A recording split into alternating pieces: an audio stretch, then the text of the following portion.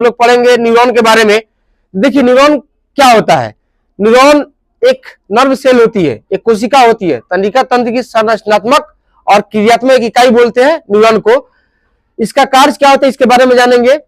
ये न्यूरॉन जो होती है सूचनाओं को एक जगह से दूसरी जगह पहुंचाने का कार्य करती है। सूचना संदेश जो सिग्नल्स होते हैं उसको पहुंचाने का काम करती है। ठीक है, देखिए इसके 3 भाग होंगे। इसका जो हम यहाँ पे तस्वीर जो बनाए हुए हैं, देखिए इसमें हम 3 भाग बनाए हैं, एक डेंड्राइट्स, एक साइटोन और एक एक्सॉन। 3 भाग आपको याद रखना है मुख्य रूप से। उसके बाद बाकी ये चीज लिखिएगा, आपके बोर्ड एग्जाम में ये क्वेश्चन आ सकता है। इसके क्रियाविधि को भी लिख सकते हैं आप लोग। अब देखिए न्यूरॉन होता कहाँ है। न्यूरॉन हमारे शरीर में नर्व सेल, रीढ़ की हड्डी जिसको हम स्पाइनल कोर्ड बोलते हैं, और हमारे दिमाग में भी होता है। समझिए जाल की तरह पूरे शरीर में बिछा है। अब पूरा इसका जो समझ लीजिए कि हेड क्वार्टर इसका दिमाग ही है। बस समझ रहे हैं। अब देखिए तो सबसे पहले सूचना डेंड्राइट्स को मिलती है शरीर से। सूचना डेंड्राइट्स ग्रहण करता है। डेंड्राइट्स के पास एक रिसेप्टर्स नामक प्रोटीन होते हैं जो कि न्यूरोट्रांसमीटर को इरेक्ट करते हैं और सूचना को पकड़ कहां पे भेजते हैं, साइटोन में। तो डेंड्राइट्स के बारे में लिख लीजिएगा हेडिंग डाल के। उसके बाद साइटोन। तो साइटोन जो है, साइटोन एक कोशिकीय भाग होता है इसका, डेंड्राइट्स का।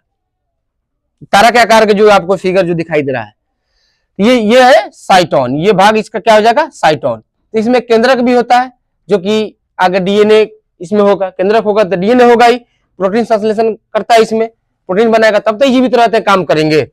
उसके बाद साइटोन के ये काम होगा। साइटोन में ही सूचनाएं विद्युत आवेग के रूप में कन्वर्ट होती है और उसके बाद आगे जाने का कार्य करती है। देखिए एक्सॉन, इससे साइटोन का एक ये जो अक्षीय तंतु जो निकला हुआ है यहाँ पे देख लीजिए, समझिए कि एक टेल की तरह है।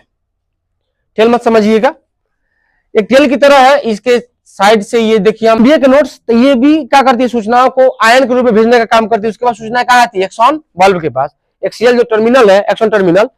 एक्सॉन टर्मिनल जो है आगे इससे सूत्र युग्मन गांठें निकली होती है जो कि अगले न्यूरॉन के डेंड्राइट से माने उसका कनेक्शन होता है, मिले होते हैं। अब यहाँ पे समझिए कि एसिटाइल कोलिन नामक एक रसायन का स्राव करता है ये सूत्र युग्मन गांठें। सूत्र युग्मन गांठें और डेंड्राइट जहां पे मिलते हैं एक दूसरे से, जहां पे मिलेंगे एक दूसरे से, देखिए यहाँ पे अगर मिलेंगे दोनों तो उस जोड़ को हम बोलते हैं सिनेप्स बोलते हैं। क्या बोलते हैं, सिनेप्स। तो इस तरह सूचनाएं क्या होती है, एक न्यूरॉन से दूसरे न्यूरॉन में पूरे शरीर तक पहुंचने का काम करती है। सेकेंडों में सूचनाएं प्रवेश करती है।